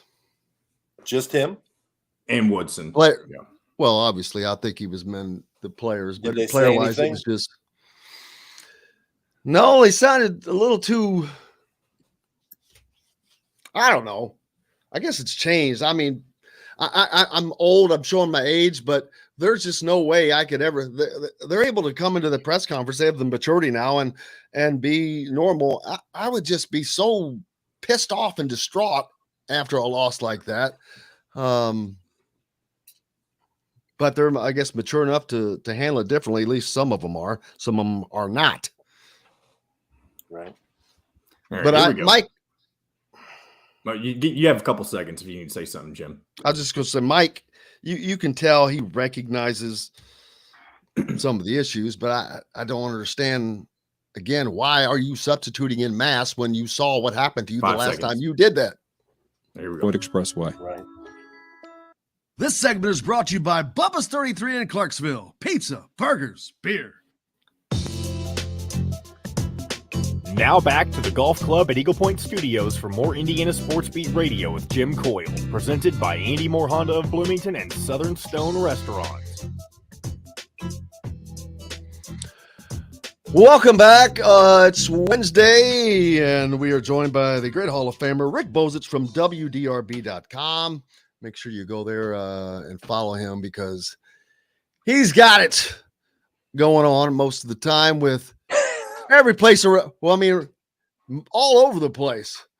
But man, last night, Indiana, Rick, an opportunity lost mainly because Wisconsin is, although ranked number 15 and they played so well all year, they're built for Indiana to beat. And they just couldn't get the job done on the perimeter. And it just came down to stopping Johnny Davis and Mr. Brad Davison, and they could not slow him down enough. Even though Trace Jackson Davis went off for 30, Race had his typical night. Indiana can't get any production from their perimeter guys. Xavier going 3 of 16 on the night. Just can't quite get over this hump. But again, they finished both halves on empties, missing shots and not scoring at the end of both halves, which has been a constant theme this year for them. Yeah, I mean, it's got to be frustrating for them because that's twice they should have beaten Wisconsin this year, and they didn't beat them either time. We've talked about this for as long as you've had me on. Really, since Yogi Ferrell's been gone, they haven't had a stud guard. I mean, one guy you can say, give him the ball at the end of the game, he'll make the right decision, he'll make the play, he'll make the shot, he'll make sure somebody else makes the shot. They don't have that. They're missing that, and it's time for them to develop some guards. And I think Mike Woodson recognizes that, because for the first 5 commitments he's received since he's been the coach from the high school players, and I'm not counting Bates. If you count him, it's 5 out of 6 have been guards. And so until they fix that problem, I mean, I think it's going to keep happening. I mean, you mentioned it last night. I mean, at the end of the game, the last few possessions, Wisconsin essentially just packed it in and said, Jackson Davis and Thompson aren't going to beat us. Somebody else is going to have to do it, and nobody could do it. No, and I think that there at the very end, Mike Woodson was a little disappointed that Trace did not take that opportunity to quote unquote man up and just take it to the rim, score, and let the officials put it in their hands. I'm sure he would rather have taken that route than kicking it back out to Xavier, who had just a not a good shooting night, 3 of 16 overall. And I agree. I mean, Trace had such a great night that if you do that, he's probably going to get the call. But you never know. But you'd sure like to have seen them stick with what worked. And that was what drove me nuts when they made that first mass substitution, and Michael Derrick comes in. I'm like, okay, not what you'd like to see, but and I tweeted this out, keep feeding Michael Derrick. It doesn't matter who's in there. Make them work, get them in foul trouble, because that's what would have happened most likely, but they didn't. They immediately go away from that, and they don't score the entire time that unit's in until Mike Woodson finally has to get his guys back off the bench and bring them in. I don't know that I've seen a team this year that is devoid of production, completely devoid of production after their first unit, and Indiana is. Yeah, I mean, they're just totally inconsistent. I mean, you never know. Most times you're not going to get what you need. But individually, they're all inconsistent. I mean, Bates had a few flurries where he kind of got better, but was he 0 for 5 last night? And he still strikes me as the kind of player that when he goes in, it's all about him getting his shot. He doesn't do much to get other people's shots. Kopp hasn't done it. Stewart had a couple threes last night, but I think after he got into it with Davidson, he kind of got sidetracked and got into sort of a macho game with Davidson and got 2 offensive fouls because of it. Yep. Xavier Johnson has games like in both games against Wisconsin, he shot poorly. Galloway has to improve his shot, and Lander comes in, and I think it's a freshman dude immediately took him to the basket for a layup. I mean, you can just go down the list. None of them have really made a major step forward this year. Look, the 2 guards for Wisconsin shot a combined 24 free throws. Mm-hmm. They hit 20 out of 24. Right. I look over at Indiana. I take Trace Jackson Davis out of the equation because he's not a guard, and I go down through there and I see exactly 2 free throws shot by an Indiana guard. Right. 2 versus 24, which I know it was a different game that Wisconsin was playing, but you still have to have guys that are getting to the rim or attempting to get to the rim, open that space up, make them respect that. And they had none of that last night. There was no mixture of the offense. Yeah, it's not the strength of their game. It's, Johnson can get to the rim, but I guess he didn't get fouled. I mean, Finney, I guess, would be the next one capable of doing that, but even he's not as aggressive as the really elite point guards can be. So again, that's what they have to fix. That's what they have to get better at, and what the challenge is going to be that as they're fixing that, or as they're getting better at that, they're losing their best inside players. So, I'm wondering why, which not that this matters, but like guys like Logan Duncombe, we've seen zero of him. And that is just curious to me because I don't think that eligibility is something that they're worried about. Right. Maybe it is possibly, but I mean, not eligibility, but, maintaining his eligibility. But I don't understand not getting him minutes at times. There has to be times where they can steal minutes to get him some experience, and haven't seen him virtually at all out there. And he was a pretty good player, his senior year. But the same can be said for Trey Kaufman up at Purdue. I don't think that he's seen the floor. I think you have to trust the coaching staff and say what they've seen in practice. He doesn't warrant the opportunity yet to play major minutes. Plus, he didn't help himself in the preseason part of the year when I think he was suspended for 3 games, and those were, probably the kind of games you could play him in. Once you get into the Big Ten, there really haven't been that many opportunities to use him. But notice how that suspension, a 3-game suspension, just kind of was all forgotten about. But this recent one was made all the headlines around the world, it seems like. Yeah, because it was so many guys. But, they are officially out of margin of error now. I mean, you're just assuming they won't beat Ohio State on Monday. That means they have to beat Maryland at home. Then they go to Minnesota. They have to win on the road. And then they've got to beat probably the most improved team in the league, Rutgers, at home. And you figure they're not going to beat Purdue on the road. So that'll get them to 10-10. And at that point, you are most definitely a bubble team, and you're going to have to go to Indianapolis and win at least 1 game. So there's no margin of error there at all. And, unless they would shock the world and win at Ohio State or Purdue. And we haven't really seen evidence that they're good enough to do that. No, we saw them beat Ohio State, but that was at home. Of course, as you said, much more difficult on the road. We have not seen the moxie to win on the road against a team like that. And that'll be a problem at Minnesota. Minnesota has not had a great year. Obviously, they're in third from the bottom, 3-11 in conference play. They're 12-11 overall, 7-5 at home. A lot of that came at the beginning of the season, but they've been a pesky team of sorts. I'd call them, but the Barn's a tough place. It's a place where Indiana could possibly get a road win, and if you can add those to home wins that they definitely have to have against Maryland, and that makes Rutgers that game. Well, I mean, no game is a cinch for them. And then we talk about the next home game is Maryland. I mean, we just saw Maryland almost go into Purdue and beat them over the weekend. So that's no cinch. And I'm pretty sure it was Rutgers that beat Indiana 3 out of 3 last season, including the third one in the Big Ten tournament. So psychologically, Rutgers has to feel like, they're in a better position to get to the NCAA tournament because aren't they like 9-5 or 10-5 in the Big Ten? And yes, they are coming off of a nice win over someone as well. I forget who they beat recently, but Rutgers is so Rutgers is going to come in pretty confident they can beat Indiana. They did it last year at Piscataway, Bloomington, and Indianapolis. And we've seen, you talk about guards, I mean, Harper and Baker aren't Davidson and Davis, but they're good. Rutgers has been essentially replaced Indiana as the 6th team in the conference. They're tied with Michigan State at 9-5. Whereas Michigan State's 18-7 overall, Rutgers is 15-9, so they're on the come here.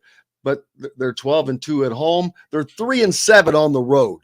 So Indiana's got that to look forward to. But they've won 3 straight, so they're on a little bit of a heater. Michigan State lost again last night. The only game they've won in the last 4 was against Indiana. Although that was ended up being a 15, it was really an 18-point game until the end. I mean, Indiana should have won that game. I mean, Michigan State didn't play that well, I didn't think. But one thing, that game was weird in that it was like it became sort of a macho thing. It was so chippy and pushy and snarly and technical fouls and all that stuff that sometimes I question the maturity of this Indiana team, like just play through that stuff. I don't know if they got any last night because I was switching back and forth between Indiana and Kentucky, but in the 2 previous games, they'd had multiple technical fouls in both games. And that is, and I've noticed that, and I've talked a little bit about it, but especially since you brought it up, it's been more apparent to me since Northwestern, since the suspensions. And I'm like, wait a minute, why play with the chip on your shoulder, not out of your mouth? They seem to be playing with a chip out of their mouth instead of on their shoulder. And I'm like, I'm not getting this. Put that energy on the floor. And I agree, the immaturity shows they're not putting that in the right place, getting into, they're chirping. Quit chirping and get to business. That drives me absolutely insane. Parker Stewart last night getting into that head game. You know, you got Davison blowing kiss or saluting the crowd after he drills a 3 and backing it up. All that does is get into the opponent's head, and they did a good job of it, I think. Yeah, I mean, this isn't the NBA, and the NBA, there's a star system where certain players can work the officials, talk to the officials.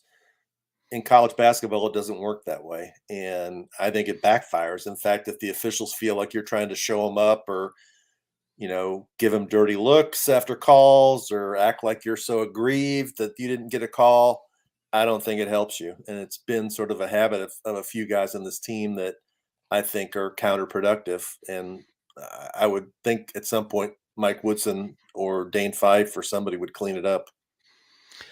I'm surprised that they haven't. Maybe they think that they need that. They don't have what they need in other directions. So maybe that's they're trying to use that. Yeah, and they're using that. I don't know, but edge. If you let it go over the line, if you don't control it, it doesn't really. It hurts you more than it helps you. Well, it's hurt them in a couple of those games where the other team's gotten free throws and possession of the ball. It hurt them in the Northwestern game for sure. The other team are hitting their free throws. That's 2 games in a row. They've given up 28 or more free throws, Rick. Right. Yeah, no, it's not been a good stretch. And so, you know, I don't know what the answer is. There probably isn't an answer this year until they get some different guys in there in the backcourt running the team. But it's not working right now. And their offense has really gone backwards. If you look at some of the offensive efficiency numbers, it was better last year under Archie Miller than it is this year. I'm a little surprised last night that the basketball IQ of this team sometimes really makes me scratch my head, because even I, with my limited knowledge, knew that Indiana was just kicking the crap out of Wisconsin in the paint, and they would go away from that. And even Trace Jackson-Davis at times would kick it back out a little too often, I think. Just keep pounding it, man. They couldn't stop here. They were going to foul out, and that was what was working best. And I don't know why they don't see that. Why you don't feel that on the floor from the guards? I'm not going to say it's a selfish thing, because that's not for me to determine, but it did not happen. I know that. And I would like to know why. Why did you not keep feeding that instead of shooting the ball when you're having a horrible shooting night? Try to be, an assist guy, facilitator. I didn't see that as much. Yeah, I mean, I think it was Jeff Rabjohns who either tweeted or wrote it or something, that Wisconsin sort of duped Indiana into thinking they were giving them good shots, but they were exactly the shots that Wisconsin wanted Indiana to take, and they took them, and it didn't work. And missed them. And Finney made the shot to beat Purdue, and everybody, reacted because it went in. But since then, in terms of making tough shots from the perimeter, really haven't been that many made at winning time, and it's not the strength of these guys. It really isn't. And another thing that I questioned was, I remember when I watched the game early in the second half, I didn't understand why Miller Kopp was guarding Johnny Davis. It seemed like a bad matchup. It was a bad matchup. He ended up with 4 fouls.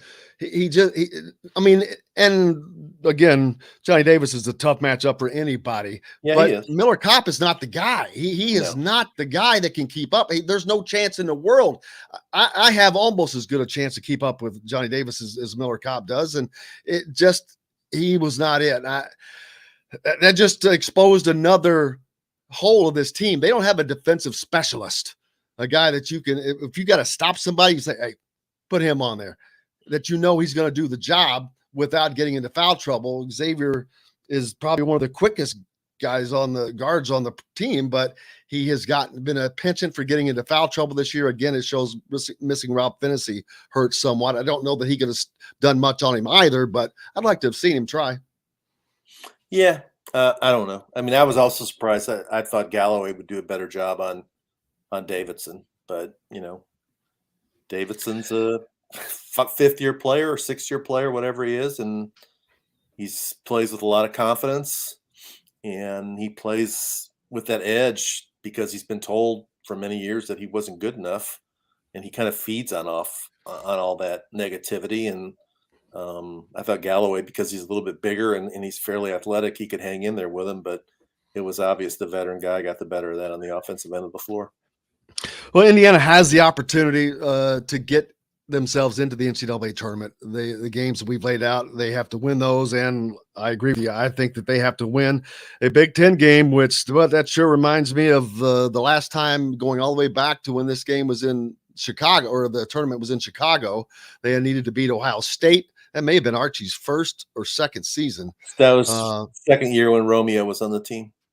They did not get that job done, and that was kind of the beginning of that stretch, and they're just right back in that same exact position.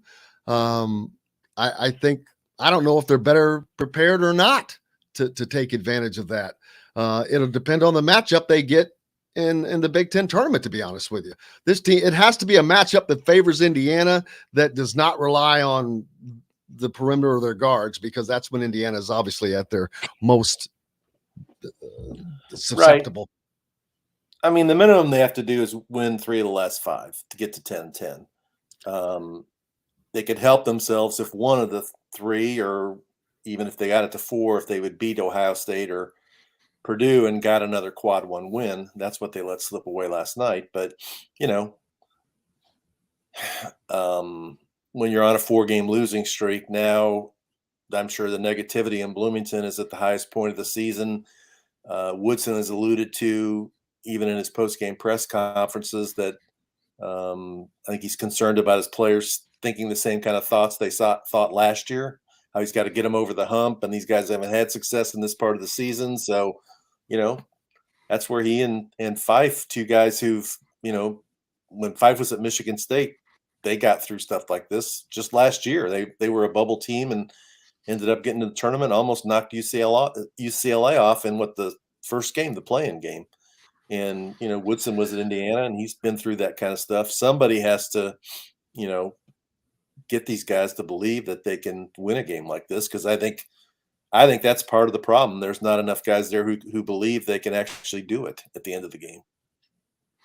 And you wonder, of course, that's after the season worries, but Trace Jackson Davis, will he stay? Will he go? That will make a huge impact for this team going forward, because that could be the difference between them being a great or a much, much better team next year with what they have coming in. We'll wait to see how that happens. But right now, Indiana has to get back on to the winning. It's all mental. It's all been mental. Everything that they've done has been mental, and that's what is so mind-boggling. I know that spreads sometimes, but you've got guys that have come in from other programs, and but they haven't always been bearer of great joy it started or whatever. At the beginning of the year, though. I mean, they lost that game to Syracuse that they should have won. They lost that game to Wisconsin that they should have won. They lost that game to Penn State that they should have won. And that just brought them back to last year of I think there's a part of this team that doesn't believe or isn't capable of winning close games, because you're getting these games that are decided in the last 2 or 3 possessions. You have to have a guard or a small forward who can do something with the ball. A guy who you're getting late in the shot clock, the play breaks down, who's going to go make a play? And usually it's a guard or small forward, because he has the ball in his hands on the perimeter. He can either hit a shot, he can drive, get to the line, or he can go past his guy and get a double team and dump off to somebody else. They don't have a guy like that. I mean, that's what I think the number one problem is. Absolutely. What do you have coming up next? Where are you going to be heading? I'll be in downtown Louisville tonight. Louisville trying to break a 6-game losing streak and avoid having the first 7-game losing streak in program history since 1941. Tonight against the Miami Hurricanes, who are a good team, tied for third in the ACC. And then Saturday, I'll be at Rupp Arena to see if Kentucky can bounce back from its loss to Tennessee and what the condition is of Ty Washington, who's missed a good chunk of each of the last 2 games with a leg injury. Notre Dame doing a good job over in the ACC. I guess that helps Indiana somewhat. It's one of the better wins that they've had now. For sure. You Might be didn't their think best of it. win. Yeah, I was going to say, you didn't think of it then, but it sure has become that. Still with a chance to win the ACC, which is crazy. Yeah, and that's a team that missed the tournament 3 years in a row and started out 3-4 this year. And I think people were saying Mike Bray's going to get fired, but they stuck with it, and they have zero inside game, really. I mean, they got that 6'8" guy, Atkinson from Yale, who's their inside guy, but they've got mainly perimeter guys. And they added the guy that Indiana couldn't get or didn't want, Blake Wesley. And he's probably the, other than Banchero or maybe another Duke guy, the best freshman in the ACC. He's one and done. He's averaging 14 a game, and surround him with some other shooters, and it works for Mike Bray. And the thing about Notre Dame is they play loose, man. they don't look uptight on the court. They're out there just like playing like in a rec league or something. And that makes all the difference in the world, man. Playing free and relaxed and it allows you to make less mistakes, to feel less pressure. And so hats off to Bray for getting the Irish up there, but that helps Indiana, like we said. What's next time you're heading to Bloomington? Any idea? Because there's only got a couple games That left. might come up next week for the Maryland game. I haven't decided yet. It's Thursday night. It is on I'm at the bottom. It is on a Thursday, 7:00 game. Yeah. The 7s are a lot better than the 9s. I can't Trust start me. driving home at 12:30 or 1 in the morning these days. Brother, I hear you. Their Indiana's last 2 remaining home games, both 7:00 contests. I'll try and make it to one of them. There you go. Look forward to it, Rick. Good luck, brother. Appreciate you as always. And make right. sure you give him a follow at WDRB.com or just All right. follow Rick on Twitter. Thank you, sir. Rick Have a great Bozich week. joining us here. You too, man. You too. Brought to you by our good friends at Bubba's 33 in Clarksville down in southern Indiana. If you're down there right off of I-65, man, pizza, burgers, beer. The food is great. I got to tell you, it is tremendous, made fresh every day, and the coldest beer in Clarksville. Back with more Indiana Sports Beat Radio here in Bloomington right after this.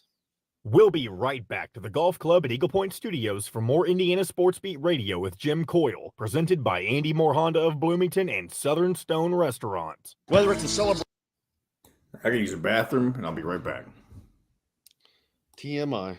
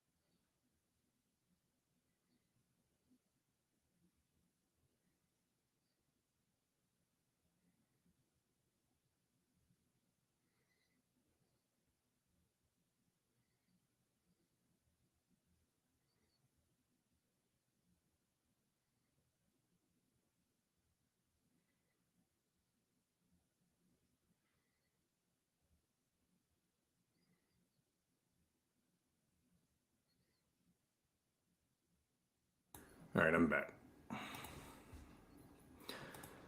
I have about 10 minutes or so, looks like, for this last segment.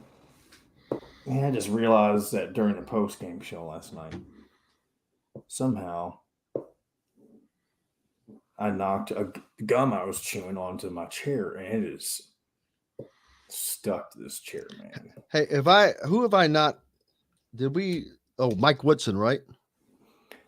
Yeah, I feel like you should have played that earlier when you were talking about it. It would have made sense, but we have. Well, I didn't want to. I hate just using one clip from them, but I cannot believe that this. I mean, the chair it could probably be cleaned off. But my goodness, cold like ice. You're supposed to use like an ice cube. Okay. I'd like to hear a couple clips from Mike if we can. All right, I'll grab some. I wish it's not your fault. It's when I have things, you don't ask for them, and whenever I don't have things, you do. But you have to understand, when I'm in conversation and doing, I'm doing that and looking at these. That's about as much as my mind can, and the clock and the sponsors, and it's just there's so much already going through my head. No, it's not that. It's just a coincidence, is what I'm referring to. But here we go. We're coming back. Look at that. This segment is brought to you by Remax Advanced Realty, Indie Home Pros team by Cheryl Sizemore. Now back to the Golf Club at Eagle Point Studios for more Indiana Sports Beat Radio with Jim Coyle, presented by Andy Moore Honda of Bloomington and Southern Stone Restaurant. Welcome back, Indiana Sports Beat Radio, coming to you here on this Wednesday. Don't forget our good friends at Remax Realty, Cheryl Sizemore. If you're looking for a home in the Indianapolis area, you need Cheryl's 2 decades of experience. That could be the difference between you getting the home you want or not. Cheryl at IndyHomePros.com. She'll give you a help. And Southern Stone Restaurant. Man, I haven't been out there to eat for a minute. They have other places that are open now too. Cabello. It used to be Grazie on the square. Changed to Cabela. Cabello. It's Cabello. Not Che. Everybody sees Che. It's K. C-H-E. Cabello. I think there's a new pizza place going in next door to that. And then the big new, there's this, it's not secret, but kind of secret. Next year we'll be hosting the post-game shows and all that, but we'll talk more about that later. Also, if you're in the Bloomington area, the former Wagon Wheels, now BB's. I had no idea how big that place was. It is big on the inside. Go check all of them out. Mike Woodson spoke with the media after the game last night, of course. He obviously recognizes some of the issues. Sometimes he wants to protect the players as well. But John, what do we have here? First up, we've got, you were talking about it earlier with Bob Kravitz. And I can't remember specifically now because I'm sitting here trying to grab a second one, but we'll just go ahead and roll it. We were referring to it earlier during the Kravitz conversation. I'm going to have a second one here for you shortly, too. I thought we froze. Once the ball got in, Parker didn't have it. I kind of cut everybody off away from him and we're looking for a pick and roll to make a play, but we just froze. I thought the play before that that X took the 3. I thought big fella was in a good position to make the play, but he threw it out to X because he thought X was open on the 3-point line. At that point, we just gotta put it on the officials to make the call, and we didn't. So, key words right there. 7 key words. Big fella was in a key position. Thought big fella. I'd say thought big fella was in a. He's used to guys. He's used to his guys taking the shot, the stars. He wanted Trace Jackson to take that shot and go up strong with it because that's what had been working all night. And Trace had a phenomenal night. A lot of people like to have seen that. And then he was referring to the end of the game sequence there where it got blown up, but Indiana did not respond. But we haven't seen Indiana respond this season. So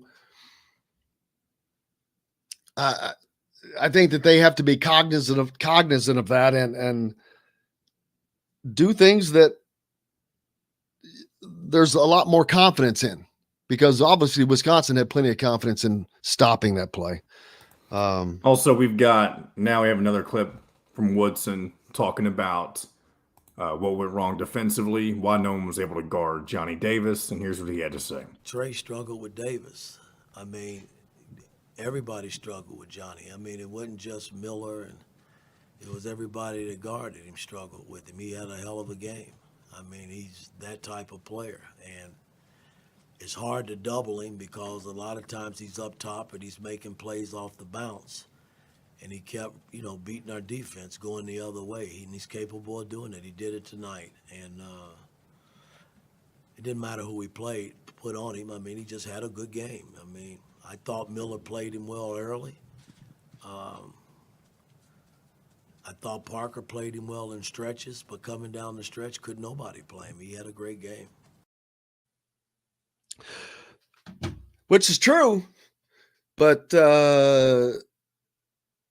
and they used that to their advantage. Indiana had to use what they had, and that's the difference.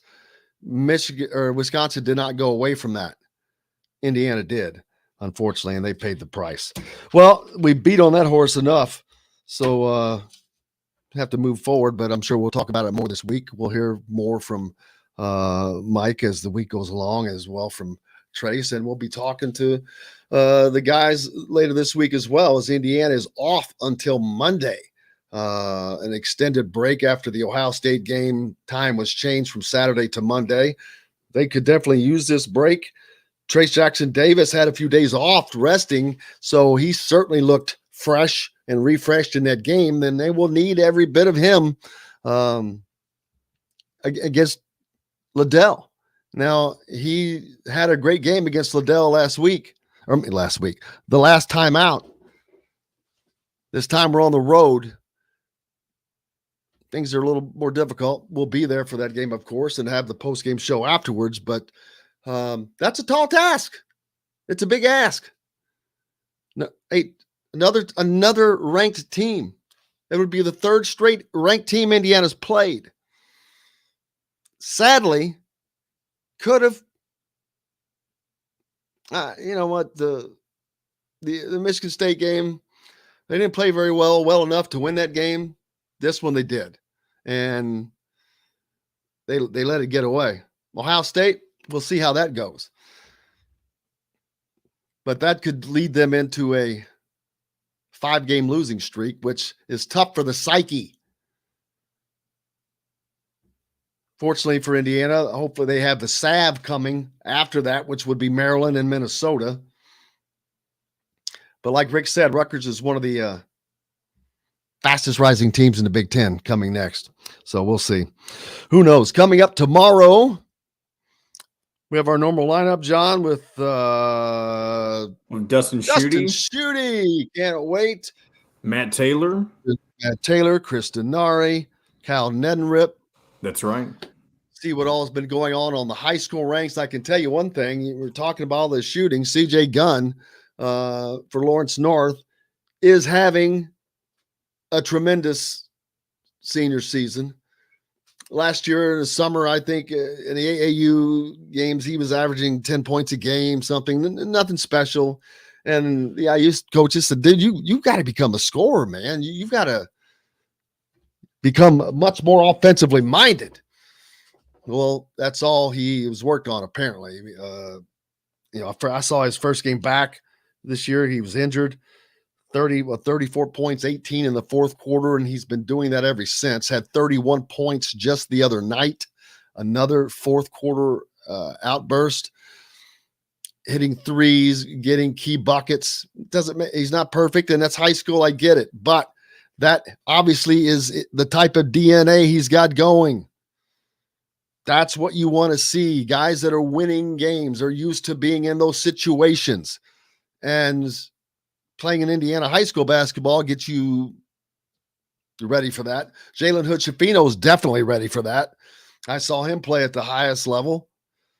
So they've got help coming that is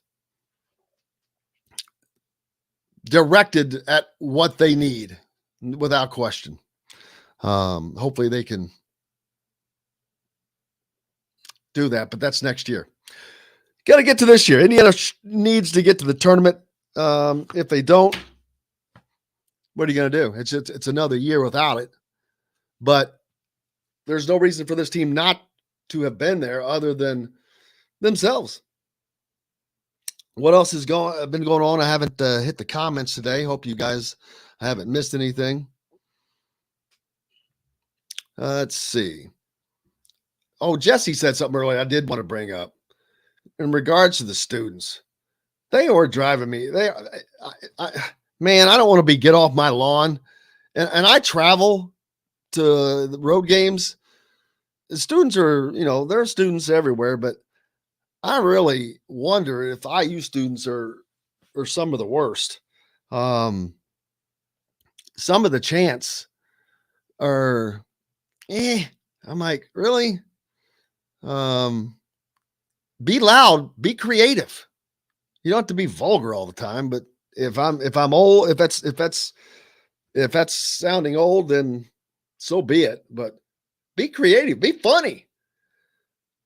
Those vulgar chants, that didn't do anything to anybody. When you're creative, that gets into people's head. Another fun day. I cannot thank Rick Bozich enough, of course. Big thanks to Bob Kravitz, DJ, Derrick Jackson as well, John, the producer. But most importantly, thanks to you guys. Without you, there's no reason for us to be here. We're back tomorrow to do it all again. As I said, another great lineup. Until then, I hope you guys go out and have yourselves a great day. I'm Jim Coyle. I will see you on the radio.